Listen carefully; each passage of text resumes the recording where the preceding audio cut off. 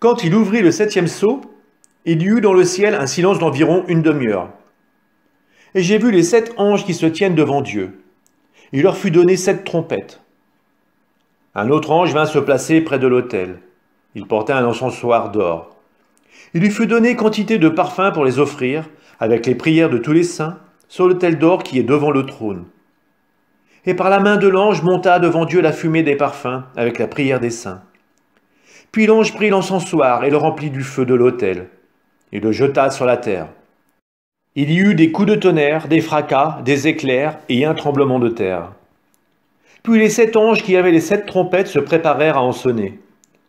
Le premier sonna de la trompette. Il y eut de la grêle et du feu mêlés de sang, qui furent jetés sur la terre, et le tiers de la terre brûla, le tiers des arbres brûlèrent, toute l'herbe verte brûla. Le deuxième ange sonna de la trompette. Dans la mer fut jetée comme une grande montagne embrasée, et le tiers de la mer fut changé en sang. Dans la mer, le tiers des créatures vivantes mourut, et le tiers des bateaux fut détruit. Le troisième ange sonna de la trompette.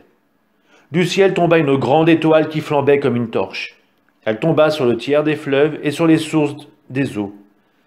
L'étoile se nomme Absinthe, et le tiers des eaux devint de l'absinthe. Beaucoup de gens moururent à cause des eaux devenues amères. Le quatrième ange sonna de la trompette. Le tiers du soleil fut frappé, et le tiers de la lune et le tiers des étoiles.